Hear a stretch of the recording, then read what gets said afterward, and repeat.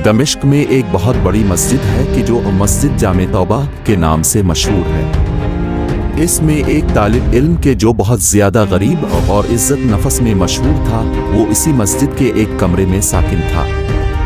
2 रोज़ गुजर चुके थे कि इसने कुछ नहीं खाया था और उसके पास खाने के लिए कोई चीज़ नहीं थी और ना कोई पैसा इसके पास था।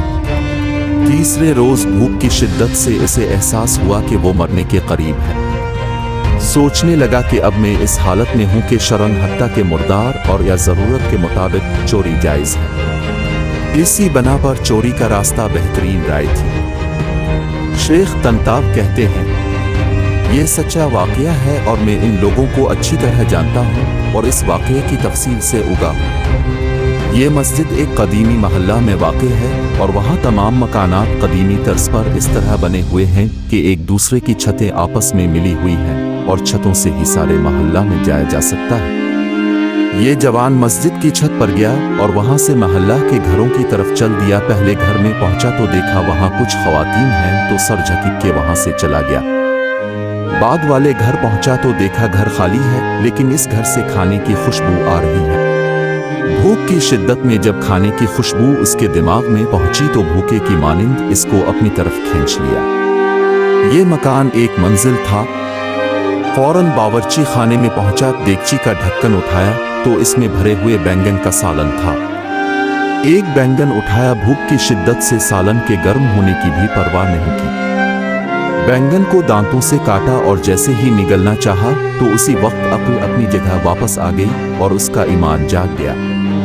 अपने आप से कहने लगा, खुदा की पनाह, मैं तालिब इल्म हूँ, लोगों के घर में गेसोहे और चोरी करूँ। अपने इस फेल पर शर्म एक पशेमान हुआ और इस्तिग़फ़ार किया और फिर बैंगन को वापस देगची में रख दिया और जैसे आया था वैसे ही वापस लौट गया और मस्जिद में दाखिल होकर शेख के हल्का दर्स में हाजिर हुआ। भूख की शिद्दत से समझ नहीं पा रहा था कि शेख क्या दर्स दे रहे हैं। जब शेख दर्स से फारिग हुए और लोग भी मुतफर्रिक हो गए तो एक खातून मुकम्मल हिजाब में वहां आई। शेख से कुछ गुफ्तगू की और वो तालिब इल्म इन दोनों की गुफ्तगू नहीं समझ सका। शेख ने अपने अतराफ में निगाह की तो इस तालिब इल्म के अलावा किसी को वहां ना पाया। फिर इसको आवाज दी और कहा, तुम शादीशुदा हो? जवान ने कहा नहीं। शेख ने कहा, तुम शादी नहीं करना चाहते? जवान खामोश रह गया। शेख ने फिर कहा, मुझे बताओ तुम शादी करना चाहते हो या नहीं? इस जवान ने जवाब दिया, खुदा की कसम मेरे पास एक लुकमा रोटी के लिए पैसे नहीं हैं, मैं किस तरह शादी करूं? ने कहा, यह खातून आई है, इसने मुझे बताया है कि इसका शौहर वफात पा गया है और इस शहर में बे और उसका दुनिया में सिवाय एक ज़ईफ चचा के कोई अजीज और रिश्तेदार नहीं। अपने चचा को ये अपने साथ लेकर आई है और वो इस वक्त इस मस्जिद के एक कोने में बैठा हुआ है और इस खातून को उसके शौहर से घर और माल वर्सा में मिला है। अब ये आई है और ऐसे मर्द से शादी करना चाहती है जो शरन उसका शौहर और उसका सरपरस्त हो, ताकि तन्हाई और बदनियत इंसानों से महफूज रहे। क्या तुम इससे शादी करोगे? जवान ने कहा, हाँ। और फिर इस खातून से पूछा कि तुम उसको अपने शौहर के तौर पर कबूल करती हो? उसने भी मुस्बत जवाब दिया।